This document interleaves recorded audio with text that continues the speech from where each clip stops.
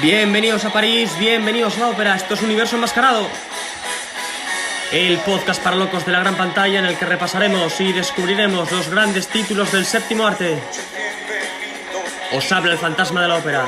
Toma asiento, nos has encontrado.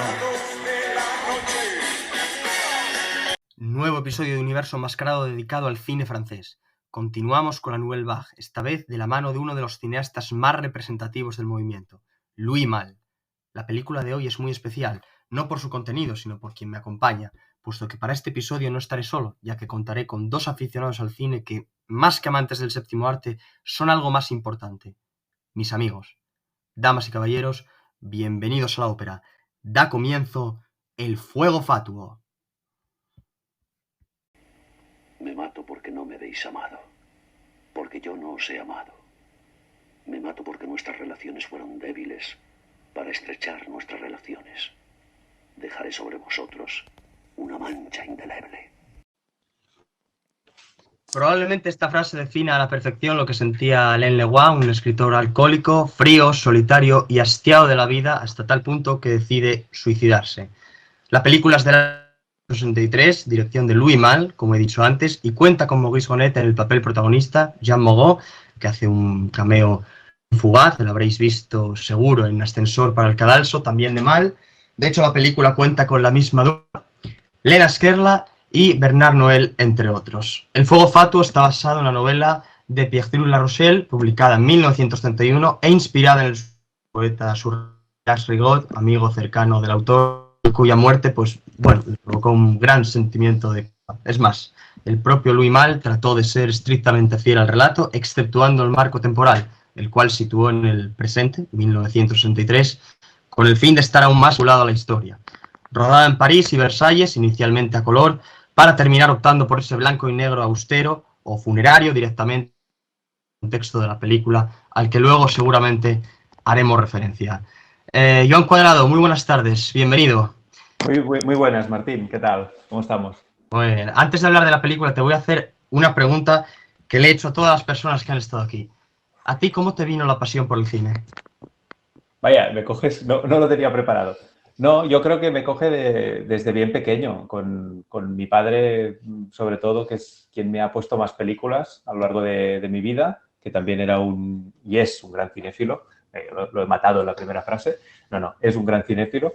Y todo empieza con películas, pues ir al cine desde pequeño y luego ya de adolescente te vas dando cuenta de que el cine es algo muy amplio, muy vasto y de ahí pues uno también va viendo esa curiosidad por ver más y más y desde ahí, o sea que es una que se ha ido desde la infancia fraguando y que luego pues he ido desarrollando, aunque con distintos momentos me he apartado más del cine y me he tirado más a otras cosas, pero ahora llevo una temporadita que lo he recuperado bastante y estoy muy, muy contento. ¿Cuál fue la primera película que viste o que tú recuerdas ver? Ostras, pues la primera película que recuerdo, así en una sala de cine muy oscura y como flashes, curiosamente me acuerdo de las Tortugas Ninja. Covabuga. Y luego, la que tengo más conciencia es El Rey León y Aladín, esas de Disney, son las primeras. Y luego en casa tengo muchos recuerdos de Indiana Jones, las tres, la trilogía, y de Regreso al Futuro y de Star Wars. O sea, esas eran mis películas de cuando tenía 4 o 5 años, las que ya estoy viendo. O sea, son las primeras que me acuerdo. O sea, Te que lo me han digo marcado. porque yo lo de la sala oscura, o sea, yo cine negro pensaba que era una sala a oscuras, así que fíjate tú. Simplemente era eso, ¿no? Sí. Sí, sí, Muy sí. bien, muchas gracias. Alberto Plaza, buenas tardes. Muy buenas, ¿cómo estáis? Bien, feliz de que estés aquí. Bueno, a ti te lo pregunté en el programa de Blond, pero ya que estás y se lo puedes recordar a los oyentes, cómo te vino a ti esta pasión exacerbada por ese desierto de los vientos que tanto te inspira. Lo escribes. Bueno, pues yo creo que, como dice el fiscal Torres Dulce, el cine forma ya parte de nuestra biografía, ya para todos, Y yo empecé viendo La momia, la gran película de Brendan Fraser, que ya le llevó directamente al estrellato. Los 90 es su época, es su momento de oro. Y ahí empezó todo realmente. Para un niño pequeño, ver imágenes tan grandes en un cine o en casa, en movimiento, sea lo que sea, ya te atrapa, ¿no? Y ya cuando vas tomando una conciencia, ya no puedes vivir sin el cine. Y yo con 2 años ya estaba sentado en una butaca, aunque no lo recuerde, pero yo tengo flashes. Yo, por ejemplo, tengo flashes de ese momento, de un plano del desierto y Brendan Fraser con 2 años. O sea, es increíble el poder del cine. Porque normalmente la gente no recuerda nada de sus 2 años. O sea, hasta los 5 o 6 años no tiene recuerdos constantes. Pero eso es una prueba del poder del cine. Y yo no puedo vivir sin cine. De hecho, por ejemplo, lo que dice Joan, ¿no? A veces sales un poco del entretenimiento primordial del ciudadano medio que es el cine y ves otras cosas, pero siempre vuelves al cine, siempre. Da igual lo mucho que te alejes o lo mucho que te enfades con el cine, porque ha habido momentos de enfado también, pero siempre acabas volviendo. Es esa vida de repuesto que dice Garci y es parte de nuestra identidad al final, yo creo. Hombre, yo con que no te enfades como se enfadaban con Spencer Tracy, por ejemplo, en Conspiración de Silencio, pues le No, sirve, ¿no? no. Bueno. Maravilloso, pues bien, vamos ya con el asunto que nos ocupa, el fuego fatuo. A mí una de las cosas que más me llama la atención es la capacidad que tiene Louis Malle para filmar la tristeza, la sensación de angustia y de desolación que se apodera de uno en cuanto da comienzo el metraje. ¿A vosotros os sucede esto? Pues la verdad es que sí, la verdad es que una de las sensaciones más fuertes de esta película es esa sensación de tristeza que la ocupa desde el principio, desde los primeros planos, los que estamos ahí, que no sabemos aún qué pasa, ¿no? En que sale Maurice Ronet con esa chica, primeros planos, luego empieza la música con el piano. Yo creo que la música también es muy importante, cómo la introduce Mal en toda la película, en momentos puntuales muy precisos. Y eso le da ese toque, ¿no? Como melancólico, triste, que ya desde el principio, o sea, te marca el tono, esa película te marca el tono en los primeros 30 segundos, primer minuto de película, ya te ha marcado Es el que te tono. encoge el estómago, ¿eh? Te encoge el estómago desde el primer minuto de película y desde ahí ya no te suelta hasta el final. O sea que es verdad, esa sensación y ese tono melancólico está ahí presente y no sé cómo se las ingenia Mal para ser tan bueno y hacerlo, ¿no? Pero es verdad, es De verdad. hecho, es un reto. O sea, esa película a mí es que es demasiado buena, porque ya os lo dije el otro día. Porque hay películas que yo solo puedo ver una vez y tienen que pasar muchos años hasta que vuelva a verla. Porque si el tema está tan bien trabajado, a mí me afecta. O sea, a mí, por ejemplo, los temas por ejemplo, La Milla Verde. Es una película que está tan bien hecha que a mí me abate cada vez que la veo. O sea, yo no puedo verla si no pasan 5 años, lo menos. O sea, no puedo verla con una vez al año, por ejemplo. Y con el Fuego Fatuo me ha pasado lo mismo. Porque tú, Joan, dijiste, yo la he vuelto a revisar. Y yo dije, yo no puedo revisarla. O sea, yo esa película no la puedo ver ahora otra vez. Y esto es una prueba de lo buena que es. Sí, Y sí. ese minuto de esas miradas en la cama de los dos amantes, en blanco y negro, menos mal que dejó el blanco y negro, menos mal. O sea, un punto crucial de la película, pero está tan bien hecha y con una sensibilidad tan excelsa que yo necesito un tiempo para procesar. De hecho, la película fue un reto. O sea, yo hubo momentos que dije, ya no puedo más. Pero ya tuve que... Vas pausando la película. Si no, no, es que hay momentos muy duros, porque es el camino hacia la horca al final. O sea, todo Sí, sí. es un camino que sabes a dónde va y cada vez va quedando menos de metraje y tú cada vez estás como haciendo así, como, Dios mío, lo que va a pasar aquí. Y a mí me encantó. No conozco mucho el cine del realizador, pero tengo, Herida, pero ascensor total, sí, su herida, que está mucho, amigo. pero tengo Sí, sí, intención sí. de seguir conociéndolo, a pesar de que fue áspero. Pero me gusta su dirección, porque creo que es madura y creo que es áspera. Y eso es difícil, por Muy ejemplo, lúcido. Sí, es difícil en los realizadores hoy día ser tan maduro y ser tan áspero. Eso, por ejemplo, son dos aspectos que hacen falta en los realizadores de hoy día. Es que vosotros daos cuenta que en esta película, desde el primer fotograma, nosotros sabemos que Morís, bueno, en la propia nos dicen que Morís quiere en el medio, pero es que el que tiene las miradas cuando está con Lena Skerla, que es la que está en la cama, que hay un momento que, si os recordáis, dice, ay, Alain, qué mal estás, no sé qué, y él responde, lo siento, pero no por ese momento, sino lo siento por lo que va a hacer, porque va a quitar Exacto. y dice, lo siento, perdóname, pero no puedo más, quiero acabar con este sufrimiento, esa angustia interior y todos esos demonios aflorando a lo largo de la película, porque él es un tío que está completamente hastiado de la vida, no tiene ningún tipo de aliciente, y de hecho su mundo se a las cuatro paredes de la clínica en la que él está ingresado, y hay una escena que para mí es demoledora, cuando está con el tablero de ajedrez, que juega con el médico y tal, que llega el doctor y le dice, enhorabuena, señor, no sé, está usted curado, ya pues, él no quiere escuchar hablar de eso porque sabe que si sale, no solamente va a volver a beber, es que su mundo, que no hay mundo, su realidad, su vida está en esas cuatro paredes, que es gris, realmente melancólico, triste, que uno, claro, lo ves y dices, joder, pero ¿cómo estando ahí metido? Pues es terrible, es terrible. Y menos mal que dejó el blanco y negro. Tienes toda la razón. Y exacto, ¿no? Y esa partida de ajedrez que el médico, bueno, deja abierta, ¿no? Hace un movimiento y dice, no, no, seguimos mañana. Porque de alguna forma quiere decir, bueno, lo ve tan mal Como lo de la que comida, cuando le dicen mañana, recuerda que tienes que venir a mañana, comer. mañana tienes que venir a comer.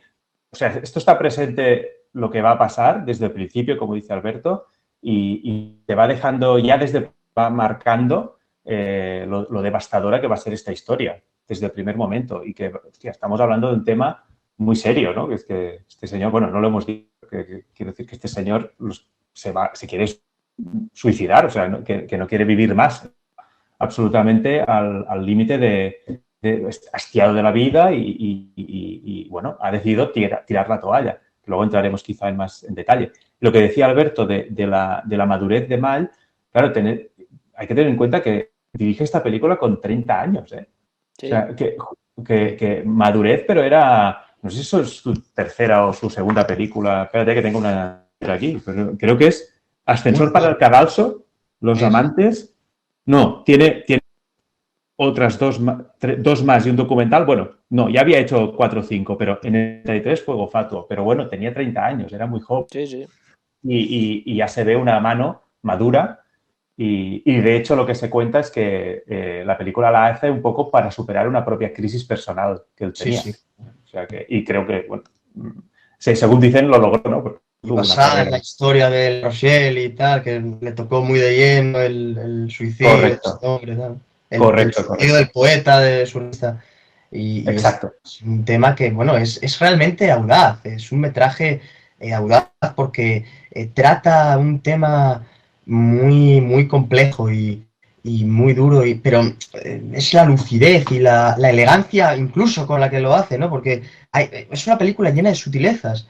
No hay, no hay visceralidad por ningún sitio, es sutil, es elegante, es todo siguiendo digamos, un curso, como decía Alberto, un curso que sabes a dónde te lleva, pero que de alguna manera es hipnótico, es decir, no puedes despegar los ojos de la pantalla a pesar de que lo que te estén contando sea terrible, ¿no?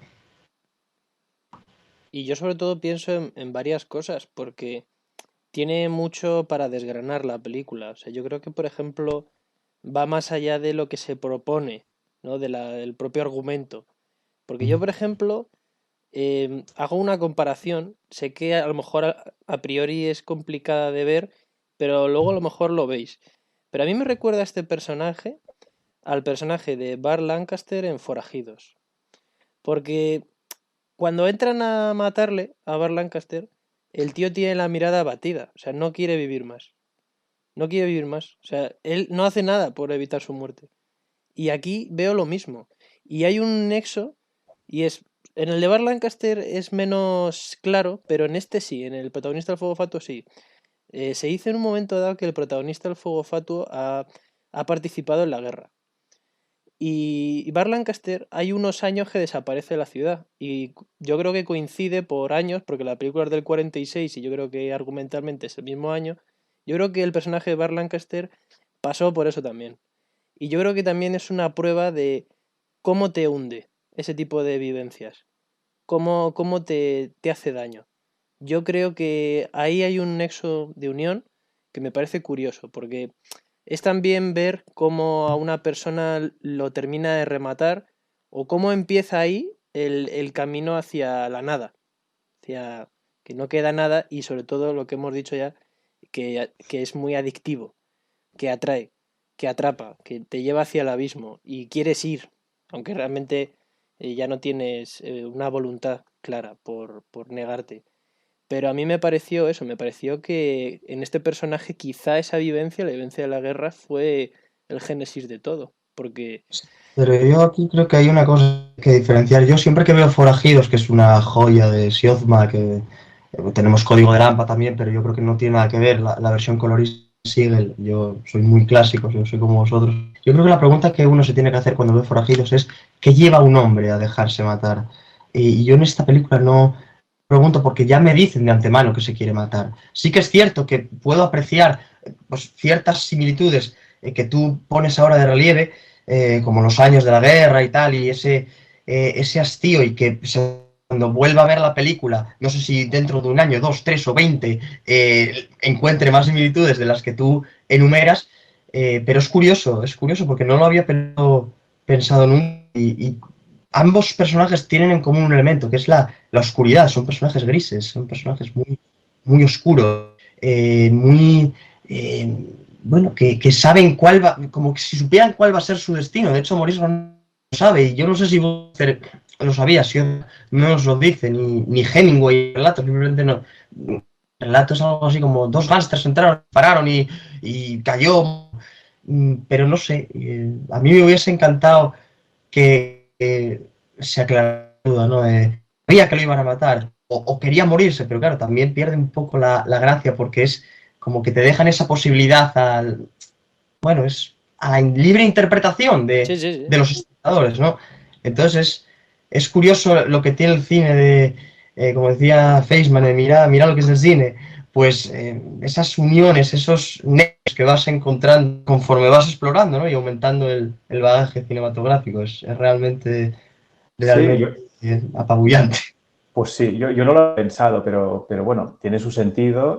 Es verdad que la película lo que tiene el fuego fatuo es que desde la narración, desde el presente que vemos, con muy poquitos elementos, te vas dando cuenta de la vida pasada del personaje, ¿no? Y entonces, una cosa es pues lo que dice Alberto, que había estado en la guerra. Otra es que te vas dando cuenta de que, a raíz quizá de eso, pero es muy sutil la película, porque no te lo dicen claramente, es muy sutil, pero a partir de ese hecho probablemente es por el motivo, o sea, se debe a eso que luego tuviera la vida que vamos adivinando que tuvo o que tenía antes, que era pues una vida de fiestas, de hoteles, de vivir en un hotel, de ganarse esa fama de mujeriego, alcohólico. Vamos descubriendo su vida pasada a pinceladas, ¿no? Y claro, ves que es un hombre que hay algo que por dentro no está bien, que está roto por dentro. Un motivo, claro, tampoco puede ser simplemente porque no quiere ser mayor o no quiere hacerse adulto, que es de alguna forma lo que también la película planea, ¿no? Que es una persona que su amigo, cuando se encuentra conmigo, se lo dice. Es que tu problema es que te has quedado en la adolescencia, tú no quieres pasar a la vida adulta, como si yo ya no tengo sueños, sino que tengo certezas, ¿no? La vida es, lo que yo ahora he hecho, he dado el paso, paso a la vida adulta, tengo mi familia, mi visión, mis hijos, tal, y tú lo que quieres es quedarte anclado en esa vida cómoda, fácil, de fiestas, de frívola, y no quieres dar ese paso hacia comprometerte con algo, a vivir una vida, pues, quizá más con responsabilidades, etcétera. Pero quizá todo viene, el origen, como dice Alberto, quizá viene de un trauma. No lo sabemos, porque es muy sutil la película y está abierta a interpretaciones, que eso también es su grandeza. Esa es la magia, claro, del film, esa incertidumbre total, porque no hay una respuesta, no tenemos No hay una respuesta.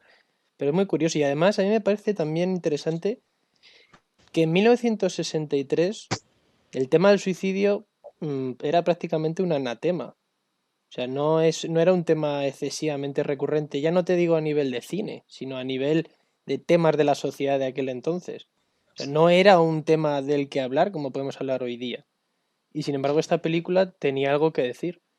Y me parece curioso porque si tú, por ejemplo, hoy ves el mundo de hoy día, claro, podríamos pensar que, aparte de que a lo mejor la gente está más deprimida, eso es muy subjetivo, es una apreciación muy subjetiva en general, pero ya conocemos, ya hemos desgranado, a lo mejor no esta película, pero sí los temas de ella. Ya conocemos mucho más sobre el asunto y han pasado 60 años. Y realmente históricamente es muy poco para una sociedad. O sea, lo bueno que tiene también es que el cine enseña. O sea, a veces la sociedad necesita una película para darse cuenta de ciertos temas o para empezar a procesar ciertos temas. Y creo que ese es el valor de este film también. No solo la calidad cinematográfica, la maestría del guión, de la dirección, de los actores, sino que no recuerdo quién lo dijo, no sé si fue John Huston o John Ford, no sé quién lo dijo, pero dijo, lo importante de la película es que para su momento tenga algo que decir. Y lo tuvo en su instante, el fuego fatuo, y para hoy día también, porque también el hombre moderno vive un poco también, no vamos a llevarlo al extremo como el personaje, pero vivimos más tristes. O sea, cada vez en los países ricos estamos más tristes. O sea, que también es una era casi como viajar al futuro con su extremo de que se quiere suicidar y decirnos, esto es lo que va a pasar. O sea, es también un retrato del hombre moderno, ¿no? Cada vez más compleja la vida, más problemas. El entorno devora al individuo, que es lo que pasa en esta película. Y el individuo se devora a sí mismo también. Es una conversación filosófica muy interesante, la verdad. Pero más que el cine es uno de los movimientos más importantes de todos los tiempos, con sus detractores y sus partidarios, como los tiene el neorrealismo, como los puede tener la Escuela de Barcelona en España. La Escuela de Barcelona, uno de estos corrientes que unió a esa playa de cineastas que querían romper con los cánones del régimen. Yo siempre recomiendo Noche de vino tinto de José María Nuno, José Nouvelle Vague. Fue algo tan rompedor, tan revolucionario, no solamente en lo concerniente al descubrimiento del lenguaje cinematográfico, sino que era audaz, fue una corriente muy audaz que trató temas muy intrincados, muy espinosos, como este del suicidio, que Alberto decía antes, que era prácticamente un tema tabú. Pues Malaki lo trata con 30 años ya, lo trata con una lucidez y una elegancia tremendas, porque no hay que desmerecer una cosa del movimiento, y es que podrá gustarte más o menos, pero las películas de la Nouvelle Vague tienen ese componente de, digamos, de exploración de la condición humana de una forma muy cruda, muy descarnada, pero con tremenda verdad. Y pongo el ejemplo siempre, Hiroshima Mon Amour, que es una de las grandes joyas de la nueva ola del cine francés del 59, de Resnais. Eso, hay gente a la que le parece un coñazo y hay gente como a mí a la que le parece una maravilla.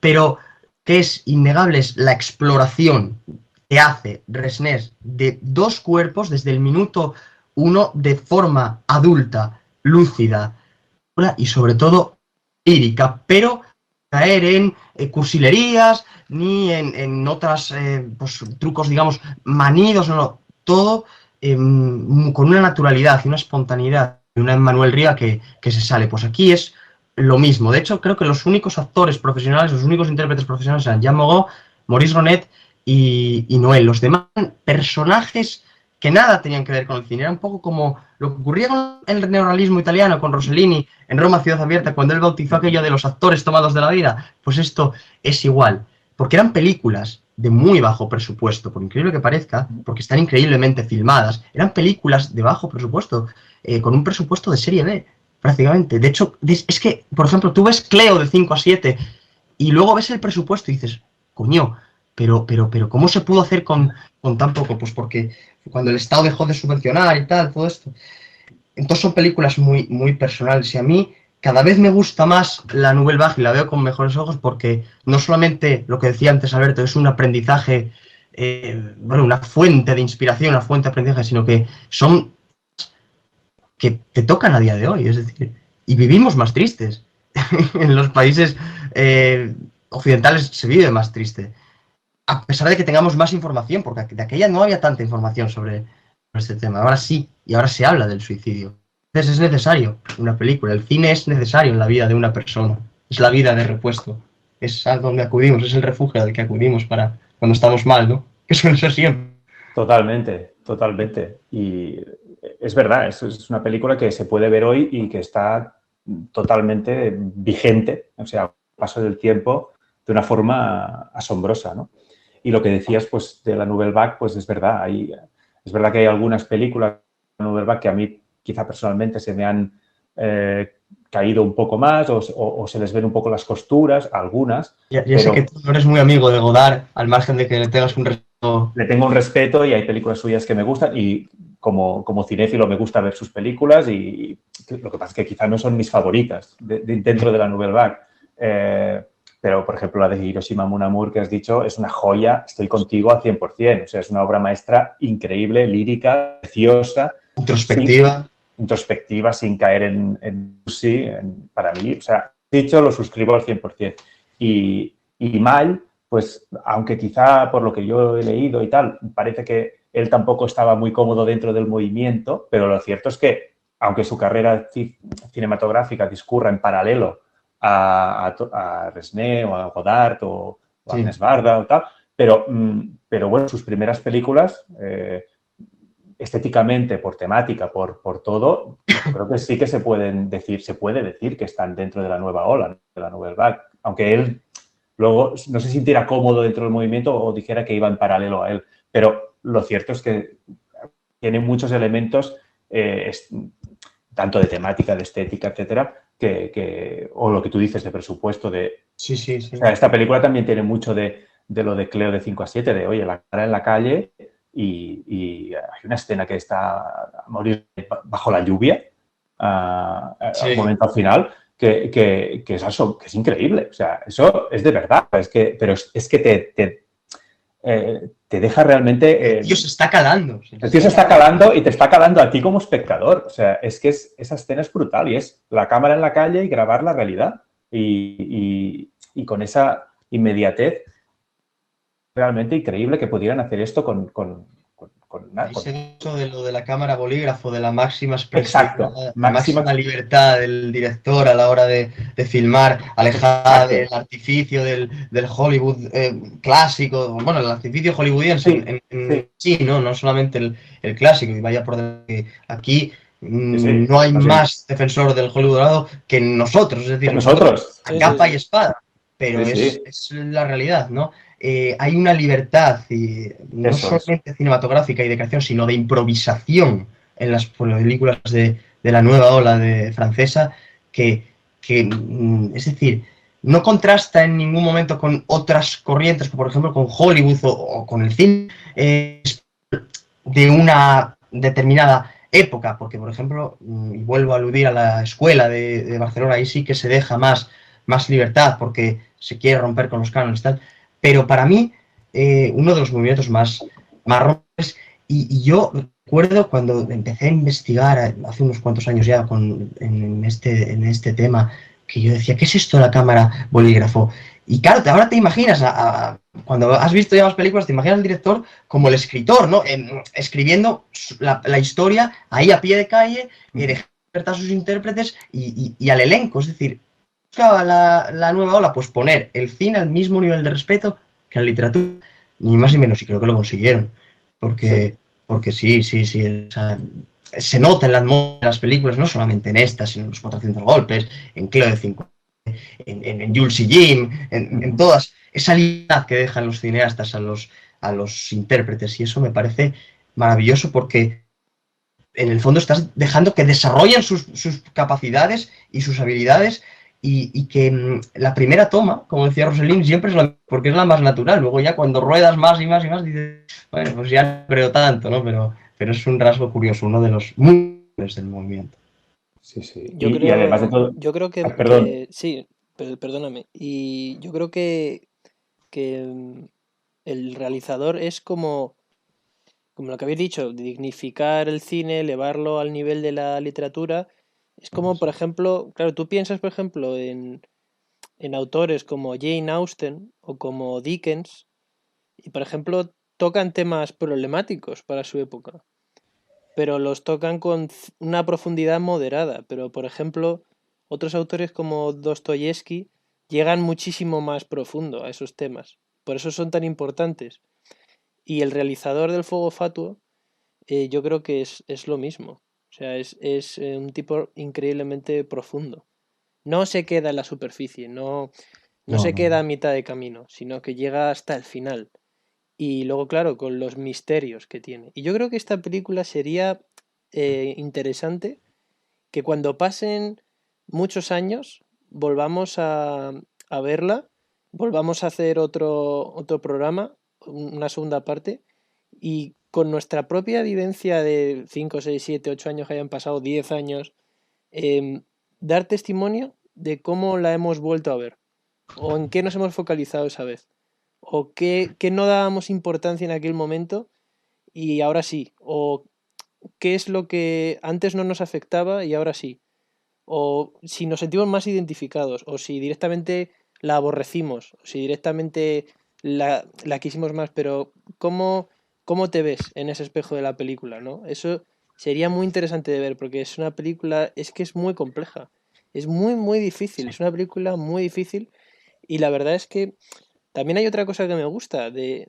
esta película y de esta época, y es que es como, por ejemplo, hay películas que tratan un tema sencillo, aparentemente, y luego todo se vuelve más difícil.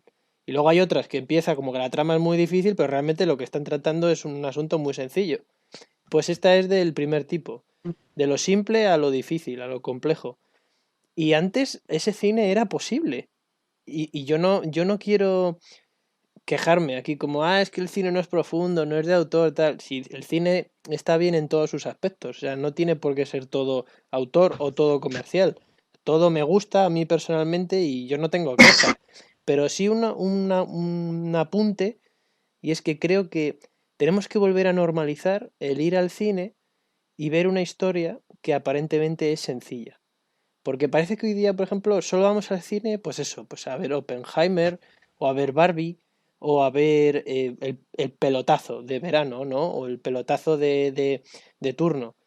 Pero yo creo que podríamos intentar volver a normalizar eso, de pues he ido a ver una película que era de un señor que se quería suicidar. Y he sacado conclusiones, ¿no? Y compartirlo con amigos y que eso vuelva a ser una tendencia, como recomendación amigable. O sea, yo no voy a iniciar aquí una cruzada contra el cine comercial, pero es solo que yo creo que, bueno, que se ha perdido un poco ese tipo de cine y estaría bien retomarlo, así como consejo de un cinéfilo nada más.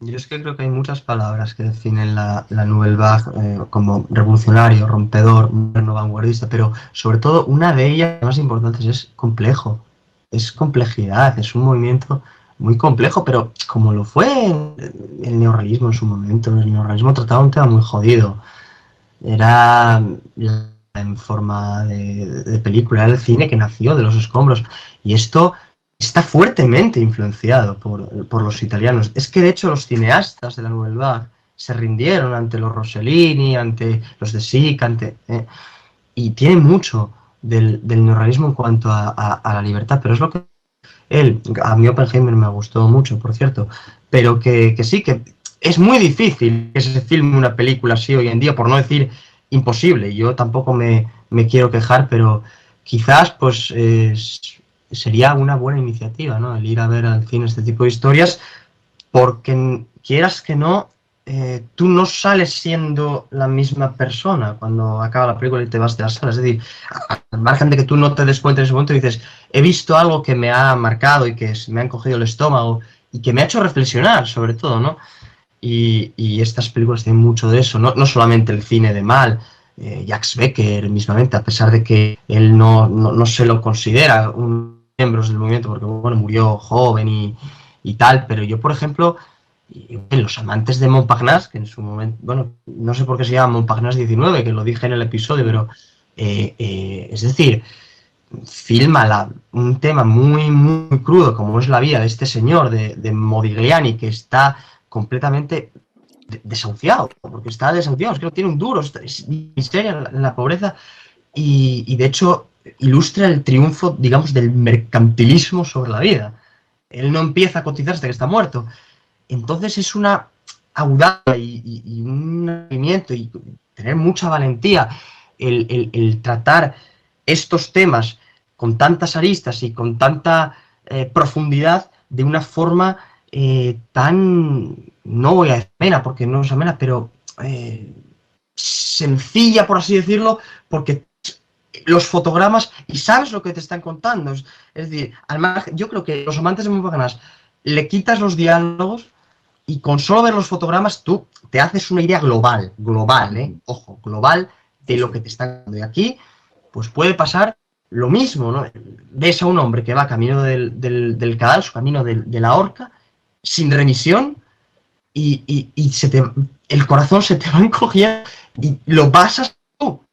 Porque a mí es una película que me deja muy mal cuerpo. Al contrario que otras que me alegran, pues esta me sume en una, no en tristeza, pero en una melancolía, en una impotencia de decir, joder, no se puede hacer nada con este hombre, ¿no? ¿Cómo puedo ayudar yo a este hombre? Pues es que no puedo. No puedo ayudar. No, es esa libertad que tenían y el Fuego Fat, o sea, en otras quizá de la Nouvelle Vague hay esa frescura, pero que detrás hay una complejidad, como decíais. En el Fuego Fatuo, frescura como tal, no me atrevería, sino al contrario, sino que es crudeza, es devastadora, pero con muy pocos elementos, ¿no? Y sí, o sea, aquí la verdad es que el cine de mal nunca es sencillo, o sea, es un tío que el guión, escribe los guiones y tal y como lo realiza, que denota una madurez desde el principio. Todas sus películas hay una complejidad siempre. Hay pues nunca hace juicios morales, o sea, es lo que tú ves, al menos en la película, quizá los hacen los de alrededor del personaje, los otros personajes secundarios que están, si os fijáis, toda la película juzgando al personaje de Maurice Ronet. Tú es que no sé qué, tú es que tal, tú es que eras un vividor, tú es que tal, pero es los personajes. La mirada del realizador es neutra, es libre. La escena es en la que se rompe el vaso y la mano ensangrentada, y cuando dice los borrachos somos los pobres del mundo, porque ya el tío está harto, porque la gente lo está juzgando, tal, no sé qué, vividor y borracho, y sí, soy un borracho, tal. Entonces ya en un momento en un arrebato de estos, ¡pum!, estampa el vaso contra la mesa y dice, ay, vaya, y además se limpia la mano. Pero se limpia la mano, pero la expresión de enfado no cambia, o sea, es como que no, como si yo ahora estallo aquí un vaso de cristal contra la mesa, me veo la sangre y sigo enfadado con vosotros, y pues, suponiendo que estoy enfadado con vosotros, y os sigo mirando con cara de mal humor y mientras me limpio, no sé, me llama mucho la atención también. Es que él era un actor muy bueno, muy bueno. Sí. Él está estupendo en la película, está increíble. No, la verdad es que es una lección, para actores. Eso yo lo pensé también. Sí. Y dije, esto en algún Actors Studio o algo así por el estilo, esto deberían estudiarlo. A ver, es una película de estudio, pero de estudio para artistas, ¿no? Porque hay películas, por ejemplo, que son para poner a una clase de adolescentes para que aprendan, pero esta no se la podrías poner a los adolescentes porque sería una debacle. O sea, habría cosas serias ahí, ocurrirían cosas chungas, pero para actores sí lo es. Y de hecho, hay dos cosas que no paso. Cuando, por ejemplo, alguien me dice, me he apuntado a una academia de cine para ser director, tal, conocidos míos o gente que conozco y tal, y digo, vale, ¿y te han dado una lista de películas que ver? Sí, a ver, pásamela. Y si no hay, por lo menos, una de Wilder y una de Ford, esa academia es una mierda. Pero ahora yo digo, si no hay una de Louis Maillet, tampoco. O sea, hay una tercera regla que yo añado, sinceramente. O sea, si no hay algo de la Nouvelle Vague, no vale. Y de hecho, todas las listas que me han pasado, no había ninguna de la... Bueno, de la Nouvelle Vague a lo mejor sí, pero de este realizador no. Y no lo entiendo, sinceramente. No lo entiendo. Y yo creo que a lo mejor también es un poco... Bueno, él murió relativamente joven. Murió con 63 años, Sí. me parece. A lo mejor si hubiese pasado más décadas y hubiese permanecido un poco más en el panorama, a lo mejor hubiese sido... Para algunos grupos que están dentro de la afición del cine habría sido más conocido. Porque, por lo que yo sé, en mi entorno hay otros de la Nouvelle Vague que son mucho más conocidos que él. Pero yo nunca he oído hablar de él como se habla de otros. Bueno, tuvo sus problemas en Francia también, ¿no? Porque después cuando hizo esas películas, La Comme Lucien o Adiós muchachos, Adiós, muchachos, qué buena es, ¿eh? es increíble, pero se metió un poco con toda la cuestión de los colaboracionistas en Francia durante la ocupación nazi y siempre con esa visión suya tan, bueno, intentando analizar un tema. Era un tío muy neutral a la hora de... Muy neutral.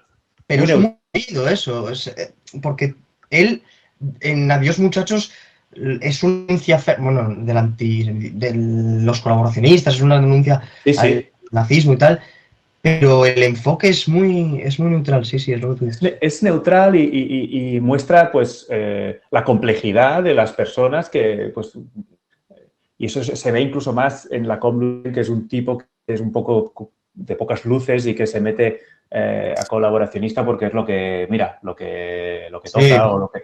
Y eso, claro, hacer que un protagonista tan cómodo para el espectador, en que tiene tantas aristas, en las que además el tío es un... Bueno, es que no sería una persona... Un canalla, en el fondo, ¿no? En la conducción. Pero esto yo creo que no sentó muy bien por esa visión tan neutral, pues la gente se lo tomó a mal y quizá por eso mal no ha estado tan bien considerado en Francia, que luego se fue a Estados Unidos, hizo algunas películas allí y luego ya en los 90 pues sus... Ya pero Herida, si no me equivoco, es del 92, ¿no? Herida 92 es una maravilla también. Sí, sí. Una maravilla. Sí, y Jeremy Irons, sí. Sí, correcto. Pues muy personal, es decir, es una película... Sí, muy buena. No, lo decía por lo del reconocimiento que decía Alberto, que hay otros cineastas quizá que tienen un reconocimiento amplio y tal, y quizás por su historia, sí, o cómo lo habían visto, ¿no? los en Francia y tal. Pero bueno, es un realizador, es un cineasta de una enorme complejidad. Sí, la gente tiende a hablar de los Truffaut, los Godard, y se deja hasta a de otros... los Méliès, o sea que son del principio. Sí, no, pero lo de Adiós muchachos es verdad, nunca olvidaré esa mañana de enero. Es demoledora esa película, pero con un enfoque muy neutral. Es que es en color, yo creo que ahí sí que fue un acierto el grabarlo en color, ¿no? Hay películas que piden color, otras películas que piden blanco y negro. Este tema te gusta, Joan, el blanco y negro funerario, el blanco y negro glorioso. Glorioso no tiene nada, ¿no? No, eso me encanta cuando lo hemos hablado tú y yo, y bueno, y con Alberto también, pero que lo hemos hablado muchas veces el blanco y negro puede ser de muchas maneras, ¿no? Bueno, tú hiciste un podcast sobre esto, o sea, hablaste del blanco y negro y de la fotografía y hay algunos que el glorioso blanco y negro, ¿no? Del cine negro y del noir y tal, no tiene nada que ver con el blanco y negro de una película como El fuego fatuo, ¿no? Que como tú has dicho al principio es totalmente funerario, o sea, es que es un blanco y negro que ya solo con ver esa fotografía contribuye al estado de ánimo o de desánimo. Pero, y El fuego fatuo también parece como que esa complejidad de la que hablabais, esa frase también de la película, la última frase de la película, ¿no? La que lo define a la... dejaré sobre vosotros una mancha indeleble, ¿no? Eso es. Es que te hace ver que lo que podía parecer una cosa como... o sea, claro, es que este tipo, ¿no? Que está amargado, depresivo y tal, o tiene depresión o que tiene un problema y que quiere suicidarse, es que lo que él está haciendo va a tener un efecto sobre todas las personas que conocen, que eso acaba la película y no lo veremos, pero lo podemos, igual que hemos imaginado el pasado del protagonista, podemos imaginar el futuro respecto a todos los que han circulado por la película como sus amigos, etcétera, ¿no? Todas esas personas que lo juzgan con frivolidad, que lo ven desde una distancia de, bueno, pobrecito, está... quizás salvo, bueno, un poco más del amigo o Jean Mugot, que están más preocupados. Pero realmente los otros que van encontrándose son unos tipejos, algunos, que tela marinera. Pero todos estos, seguro que cuando se enteren de la noticia, se van a quedar tocados, porque esto es un tema muy serio. Y aunque pueda parecer, no, es que tú es porque no quieres ser adulto y porque no has madurado, y parece una que tiene un problema sin importancia, un problema de inmadurez, lo cierto es que es un problema muy serio que tiene este señor dentro en su alma. Está roto por dentro y lo que va a hacer va a dejar una mancha indeleble en todos los que lo han conocido, ¿no? Y ahí eso es grandioso en la película. Sí, sí, sí. Pero además es que aquí volvemos a lo de siempre. En el final, aunque dura poco esa escena del suicidio y sobre todo, yo voy a decir una cosa, que ya lo he dicho antes. No es ningún spoiler porque la sinopsis ya lo estamos destripando. Bueno, sí. Hemos destripado la película. A ver, habéis tenido 60 años para verla. O sea, ahora no me vengáis con que es spoiler, pero bueno. No. En esta película, o sea, el análisis que estamos haciendo yo entiendo que es con spoilers desde el principio. Es con spoilers. Pero que quiero decir que la premisa es que un señor que se quiere matar. Sí. Eso no es un spoiler porque eso lo pone en la sinopsis. Eso lo pone en la sinopsis. Eso está claro del primer momento. Estaba diciendo que el momento del suicidio final, yo quería parar la película ahí y que en mi cabeza la película acabase ahí, como fuese mi corte para mí. Pero bueno, dije, vale, venga, seguimos con ello. Cuando se acaba el libro, yo habría cortado ahí, para mí. Hacia mis adentros yo habría acabado ahí. Pero claro, es que aquí el giro de tuerca, la complejidad viene en eso que dice Joan, en que el suicidio, esto nunca se reconoce porque nos solidarizamos con la víctima, pero el suicidio, y lo dice bien Luis Mayet, es una tiranía emocional por parte del que se suicida también. Es una parte negativa porque todos los que están alrededor quedan con esa huella indeleble que decíamos. Y la culpa pesa. Hombre, entendemos que nadie de ahí se va a suicidar como él, ¿no? Que no se va a duplicar el trauma. Pero nadie quiere vivir sabiendo que su mejor amigo de la infancia se ha muerto y sobre todo tú no le das importancia, lo que decía Joan, también por la época. Pero es una tiranía emocional y eso me gusta porque muy, muy, muy, muy subrepticiamente se trata al final, pero sin juicios morales, claro. Es solo la exposición de un hecho. Eso es, por ejemplo, una cosa que han tenido muy bien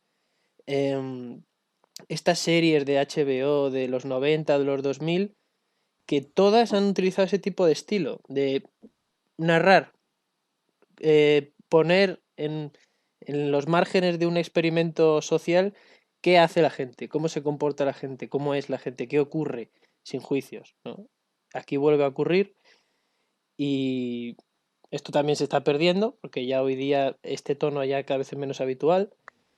Y también, ahora ya cambiando de tema y volviendo al blanco y negro, este blanco y negro es de los buenos, de los magistrales, pero yo, por ejemplo, a ver qué os parece esto. Y ya luego os hago una última pregunta por mi parte, ya después. El blanco y negro, por ejemplo, para mí uno bueno, ejemplo de maestría, es, por ejemplo, el de La Diligencia, que para hacer el Ciudadano Kane se basaron en él, Orson Welles, los vio muchas veces La Diligencia para hacerlo.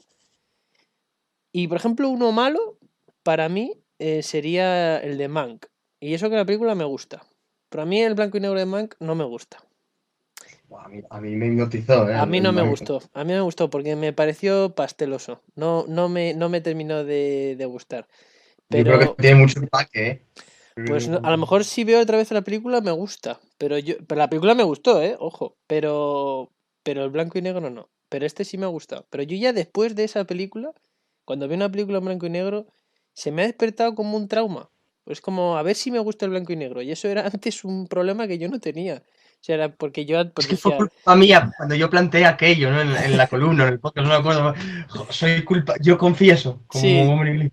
no, y de hecho a partir de esa columna también se me acrecentaron esa necesidad. O sea, yo antes, claro, distingues entre, bueno, este es más, a lo mejor los negros son más poderosos, aquí el contraste es mayor, o hay más grises, tal, o sea, lo vas distinguiendo y tal, pero yo desde esa columna y desde esa película, ahora veo una película en blanco y negro intranquilo. Y eso no puede ser, Martín, eso no puede ser.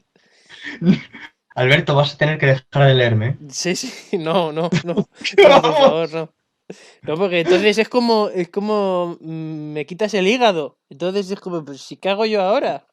Pues pegarme un tiro, como el protagonista. Pero yo hablé también del color, con el color espero que no te pase lo mismo, porque si no ya es que dejo de escribir, ¿eh? No, con el color me ayudó, por ejemplo, a apreciar películas mucho más coloridas. O sea, Como películas que el cielo que, azul, ¿eh? claro, que, por ejemplo, te fijas más en los cielos, cuando es un western, por ejemplo, cómo es poderoso el azul, cómo ayuda eso a la trama, al tono, si es un western más vitalista, o cómo está más apagado, más convaleciente, si es más dramático, más triste.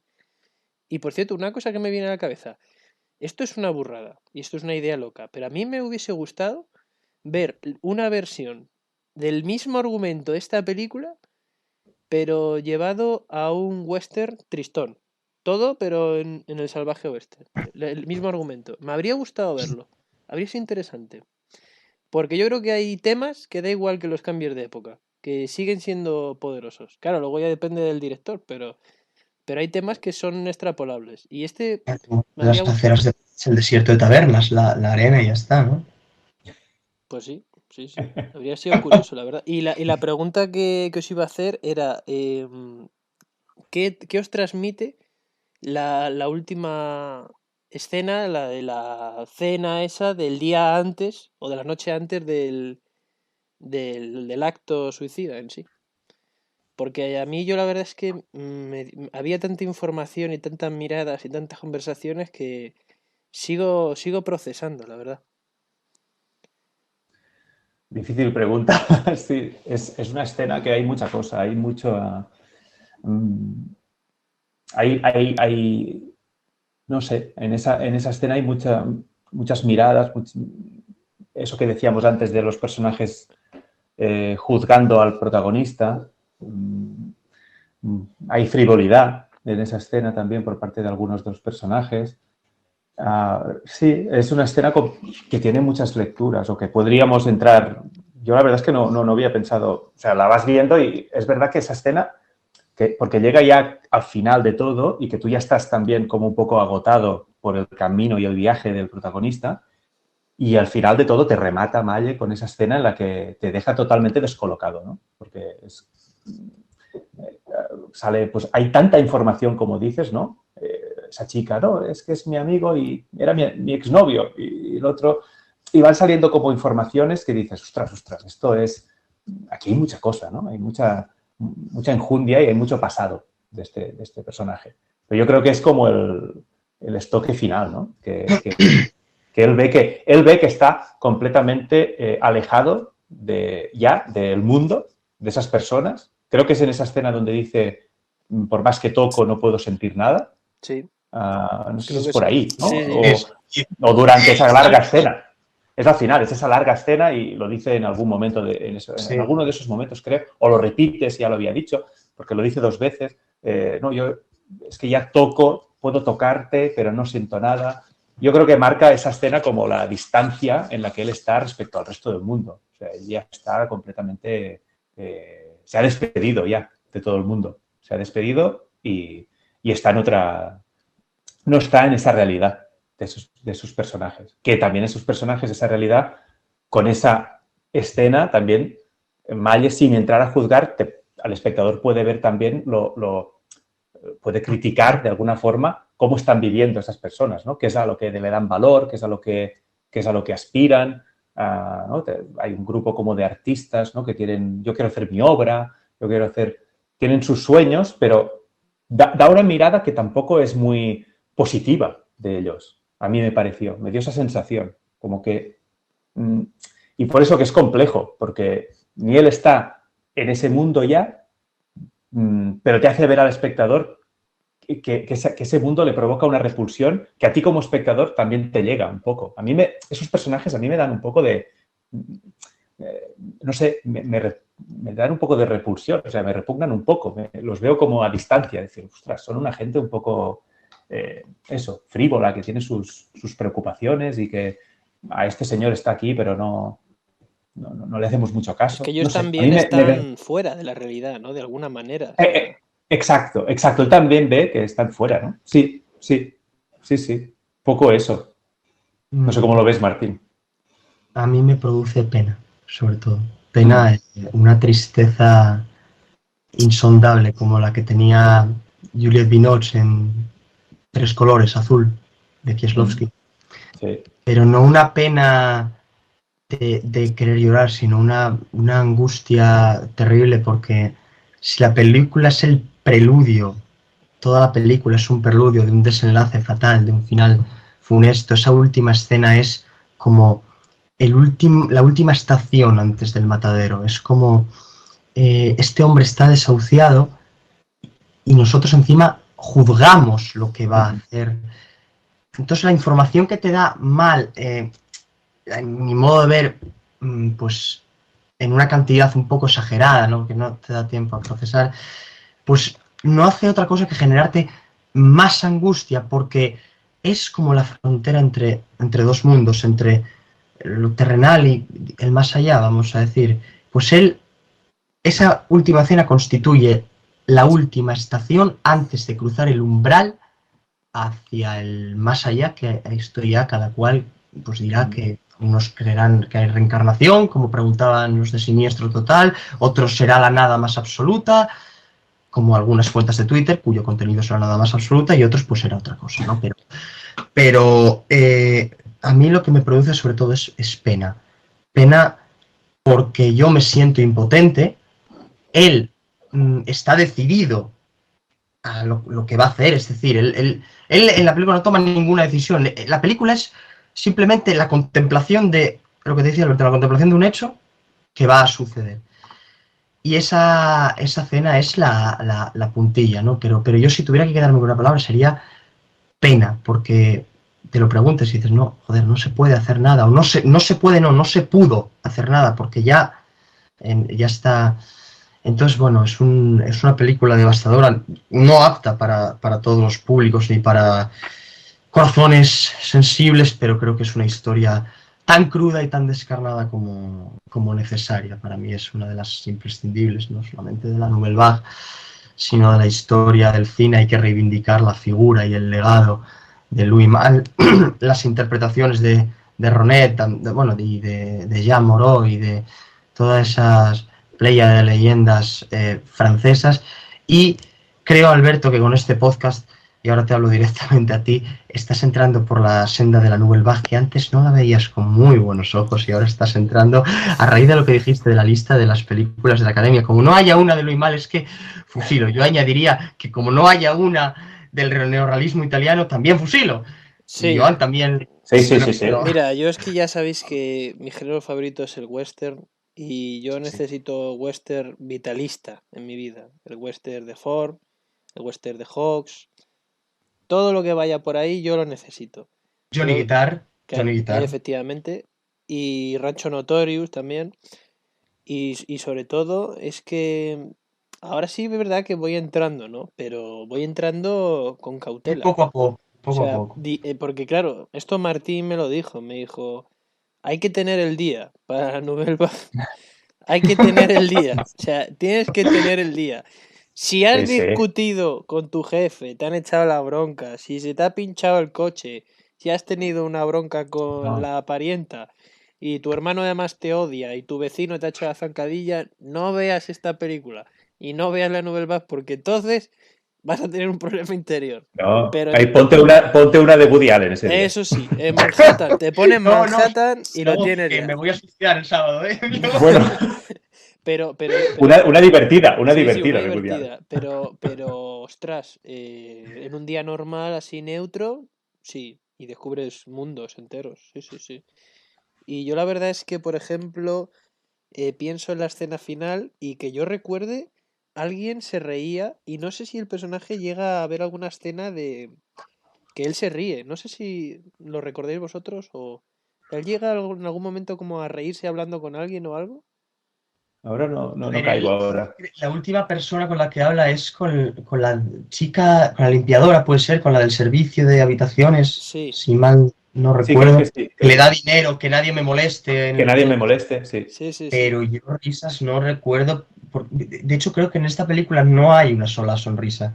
Es como esas películas en las que no hay un solo rayo de luz. Bueno, este también es el caso, porque no hay luz, son esos cielos plúmbeos, grises, plomizos, y no hay una sola sonrisa, pero me extrañaría mucho, ¿eh? O sea, que en esta película es como que una sonrisa está como proscrita, ¿no? Como prohibida. ¿Cómo te vas a reír en una cosa así? Sí, sí, No, sí. no, no, yo no recuerdo sonrisas. Y ahora que tú mencionabas esto de que el western vitalista y tal, en realidad quiero hacer dos apuntes. Es que ahora os voy a hacer una pregunta que creo que es todavía más compleja que la que has hecho tú, pero lo de que decías de Rancho Notorious, del color, de los cielos Sí, azules, del sí, sí, western y sí, tal, sí. Rancho Notorious, tú y yo lo hablamos un día, creo que escribimos algo sobre ello, está rodada en estudio. Sí, es verdad. De hecho, los saturados no sé si es Eastman Color o Technicolor, creo que es Eastman Color. Cuando ves a Marlene Dietrich ahí siendo vamos, la jefaza Sí, absoluta sí, sí, sí. del rancho, ellos salen al exterior, que no deja de ser un estudio. El cielo se nota mucho que está pintado, se nota mucho que es Y las piedras, las y las rocazas piedras esas son que hay decoradas. ahí, sí. De hecho, a mí lo que me llama la atención es que al horizonte, en realidad no hay horizonte porque son figuras pintadas sobre un Sí, fondo sí, sí, y se nota mucho, pero no deja de ser tremendamente cautivador e sí. hipnótico. Es como que hechiza. A mí me encantan las películas rodadas en estudio cuando están bien rodadas. Hay cosas que, bueno, otras que dices, se nota mucho que es un estudio. Por ejemplo, La Reina de África. La escena final de La Reina de África, cuando están cantando Hepburn y Bogart la canción esta del marinero, tú ves cómo, tú te imaginas al equipo tirándoles agua, ¿no? Porque eso es un estudio y se ve que es un Sí, sí, estudio, sí, pero sí. igual es un poco cutre, pero te gusta, ¿no? Porque dices, joder, la película es tan buena, a mí me encanta La Reina de África, me parece una grandísima película. El Y único Oscar de Bogie, La el Reina de único África. Oscar de Bogart, sí señor. Frente a los. ¿Cuántos tiene Hepburn? ¿Cuatro? Sí, Sí, son creo cuatro. que tenía 4, sí. Sí, Cuatro, sí, creo, porque sí. Francis Hepburn, McDormand tiene tres, que Francis Y, McDormand tiene, y John Ford como director tiene 7. Bueno, tiene tiene 4 como siete. director y hay 2 o 3 documentales. Y bueno, y Edith Head tiene no uno, ni dos, ni tres, sino ocho. Sí, sí, sí, Ocho, sí, ¿eh? sí, sí. Pero lo del estudio es que se nota, ¿no? Cuando le dices, joder, están echándoles ahí el agua fijo y se nota que es el estudio. Pero está bien, está muy bien hecho, muy bien hecho. Y esto nada, esto de estudio no tiene nada, esto es la vida misma, esto es en la calle, ¿eh? Esto es absolutamente en tiempo real y paisaje real, como Cleo de 5 a 7 y como muchas otras. Y ahora la pregunta que os voy a Espera, hacer. espera, espera, espera, porque el personaje de Rancho Notorious, acuérdate, aquí hay una similitud. Y era un tipo rarete y se parece un poco al personaje del Fuego Fatuo, porque no son personajes normales. O sea, no, su vida no es normal. Y de hecho el de Rancho Notorious es un tipo raro, o sea, es un tipo curioso, ¿no? No es un arquetipo normal, entre comillas, de persona. Y me gusta cuando en el cine hay personajes raros, cuando no atiende a nada, a ningún molde aceptable para aquel momento o para nosotros incluso, ¿no? Y creo ¿Quién Arthur que... Kennedy o Mel Ferrer? Es que eran dos. Perdón. Arthur Kennedy es uno de ellos y No, Mel Ferrer. el protagonista. Mel Ferrer. Creo, No, Arthur Kennedy. creo que es Ferrer. Creo que el que van a matar al niño y luego Mel Ferrer. él lo evita y tal, y con él Mel empieza Ferrer. todo el problema.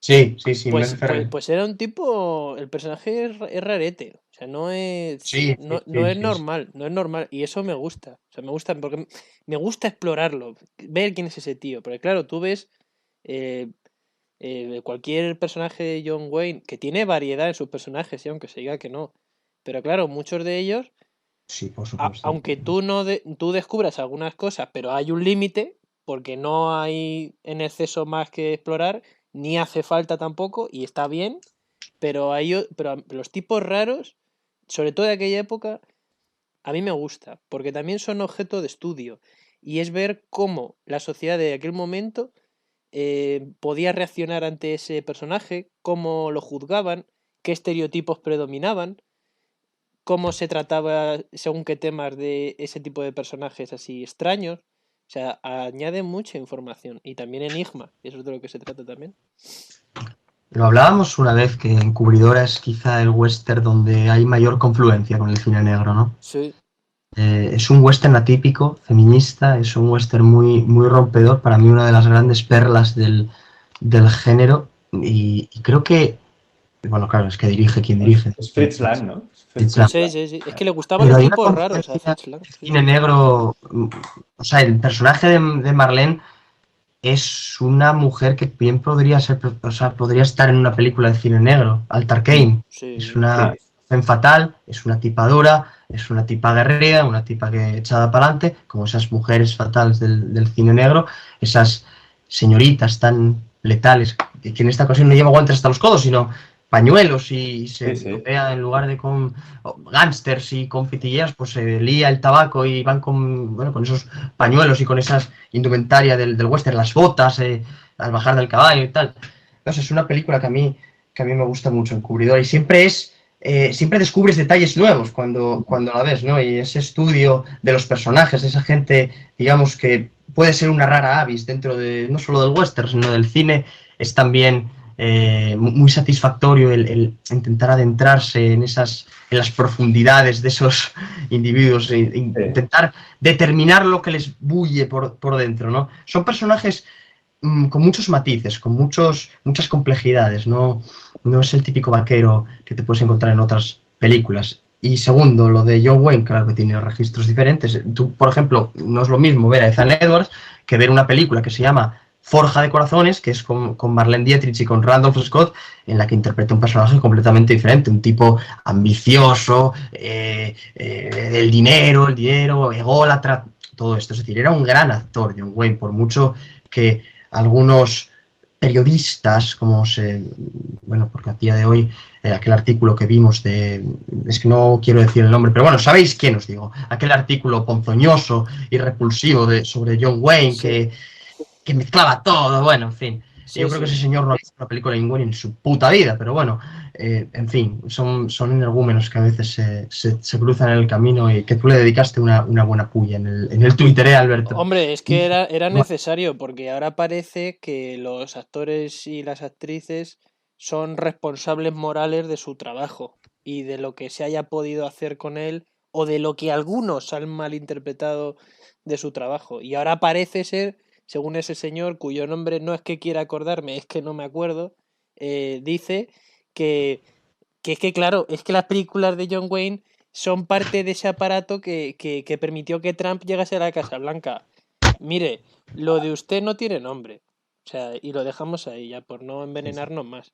Pero desde luego que esto es otro tema, esto es otro asunto. Esto, como Sí, decía Kipling, eso es ya otra historia. O sea, Sí. la pregunta que os iba a hacer, La pregunta. volviendo al fuego fatuo ya para cerrar, ¿vosotros pensáis que el suicidio es un acto de cobardía o de valentía? Alberto, contesta tú primero. Me alegro de que me hagas esa pregunta. Sí, tengo que pensar. No, eh, me lo he planteado tengo, muchas veces, tengo un esto. posicionamiento marcado muy por mi religión, ¿no? Por mi catolicismo. Pero la verdad es que no puedo dejarme llevar por él. No creo que sea un acto de cobardía. Yo no puedo juzgarlo de esa manera. No puedo llamar a nadie cobarde. No. También porque em, cuando tú estudias historia, como yo, en mi caso, todo para ti, si te han formado bien o si tienes un buen espíritu como científico social, que es al final lo que somos los historiadores, pues quieres entender las cosas, quieres estudiar, ¿no? Y yo no puedo juzgar sin estudiar. y aunque estudie, a lo mejor tampoco tengo una necesidad de juzgar. Entonces, para mí, no es necesariamente un acto de cobardía. Habría que ver el caso, pero para mí no lo es. Respondiendo a la pregunta sin ser político, sin darte una respuesta que no es respuesta, para mí no lo es. No es un acto de valentía, claramente, pero no es un acto de cobardía tampoco. Muy bien lo de sin ser político. Importante. A ver, yo tampoco lo veo. Es que aquí hay muchas cuestiones también, ¿no? De tipo psicológico, de mental y de cómo la persona se encuentra. A veces es un, no lo sé, lo hablo sin saber porque no soy psicólogo ni nada, pero te da la sensación que te da es que, o por lo que he podido leer o podido ver, son situaciones en las que la persona pues está ya atrapada y es un fracaso. Yo creo que es un fracaso que llega por cuestiones a lo mejor internas y a lo mejor también sociales o externas y que también pueden influir. Y si no, pues si la persona pues no tiene herramientas para salir de ahí, pues puede caer en un bucle peligroso. Y muchas veces lo que se habla del suicidio es que no lo sé, digo que no soy experto, pero que se habla muchas veces de un instante que pasa y la persona, si cae en ese momento, en ese pensamiento o en esa situación, puede cometerlo sin que fuera incluso premeditado. Aquí es diferente, en la película se muestra como una decisión desde el principio hasta el final, es clara, meditada y simplemente es el camino hasta llegar allí. Con lo cual la película plantea un tipo de suicidio que también puede existir y hay otro que es quizá un arrebato, ¿no? Es dentro de un problema, es decir, un arrebato que llega después de un gran problema, pero quiero decir que hay gente que llega a ese momento, ese bache y lo supera y no cae en el suicidio, ¿no? Es muy complejo, es un tema muy complejo. Yo lo que sí creo es que la película es lo suficientemente compleja como para no caer en simplificaciones del tema. No creo que lo haga mal, en este caso. Pero claro, que lógicamente, como decía Alberto, estas películas son devastadoras y verlas tienes que estar con predisposición con buena predisposición de ánimo, ¿no? Pero lo que sí es verdad es que, es un problema que está bien que se trate en el cine, está bien verlo y que hoy, como hemos dicho al principio, que parece que el gran problema de la mayoría de muchísima gente es la ansiedad, la depresión, etcétera.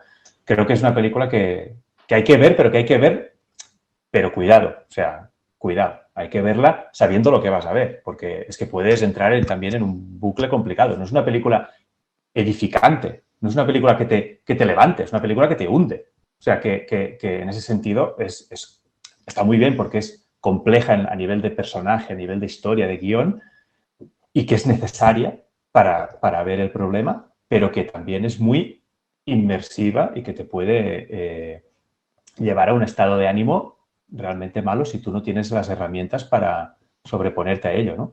Y creo que lo que hay que defender es que en la vida, quizá el personaje de Maurice Ronet se ha rendido y quizá lo que hay que reivindicar es lo que hemos comentado alguna vez, Martín, también, ¿no? Contigo y con vosotros, o sea, la vida es lucha, es una lucha continua y lo que hay que hacer es levantarse y luchar y pelear, ¿no?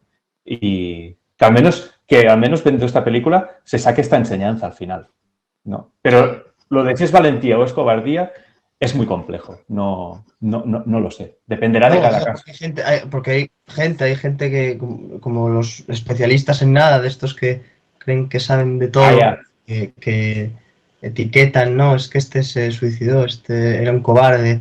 ¿Usted qué sabe de las circunstancias? ¿Usted qué sabe? Esa persona, no, es un valiente, se quitó en medio. ¿Usted qué sabe? ¿No? Es decir, yo sé que es una pregunta de difícil respuesta, no sé si encontraremos una respuesta algún día, porque claro, sí, tienes que analizar caso por caso, pero bueno, me gusta hacerosla porque siempre dais buenas reflexiones. Esto, si fuera otra persona, pues no se lo plantearía porque, bueno, pero sé que me dais distintos enfoques y, bueno, sí, es una película que que no te levanta el ánimo precisamente, no es edificante, te hunde, pero de la que se extrae esa enseñanza, quizá no justo después de verla, pero unos días después igual tienes más ganas de luchar. Pero yo creo que todos, cuando vemos el Fuego Fatuo, tenemos en la mente inevitablemente a nuestro Maurice Ronet particular, sobre todo cuando estamos mal, y si lo mandamos todo a hacer puñetas, pero bueno, ahí está la diferencia, ¿no? En hacer uso de esas herramientas que desgraciadamente no todo el mundo tiene a su alcance y seguir para adelante. Entonces, bueno, grande Maurice Ronet, un grandísimo actor, grande Louis Malle y grande la Nouvelle Vague. No sé si quieres apuntar algo más, Alberto. Sí, una nota. Yo me di cuenta que ver esta película es como leer El extranjero de Albert Camus. O sea, yo cuando leí El extranjero, de verdad que mi alma quedó desnuda. O sea, te deja totalmente vulnerable. O sea, te genera una mini depresión. Es que es tan particular El extranjero, el libro. Y cuando vi esta película dije, es lo mismo, con sus diferencias argumentales, pero en película. Y el que haya leído El extranjero, ya con que si a lo mejor no ha visto la peli, pero ha leído El extranjero, sabe de lo que estoy hablando. Y yo creo que pocas dudas le van a quedar. No sé, Joan, si quieres. Pues sí, no, estoy de acuerdo, sí, hay parecido. No, simplemente eso, que la película tiene muchas virtudes cinematográficas y lo suficiente como para reivindicarla. Y bueno, quien no la haya visto, pues hay que animarle, aunque sea dura, a enfrentarse a un viaje complicado, pero creo que tiene suficientes valores artísticos y cinematográficos como para que se quede contigo y te marque y vuelvas a ella en tu mente varias veces, ¿no? Yo creo que se queda contigo esta película. Sí.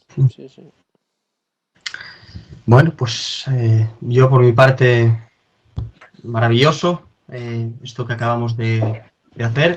Un placer, como siempre. Yo vuelvo a repetir la última palabra, esto como en los juicios, quiere hablar el acusado.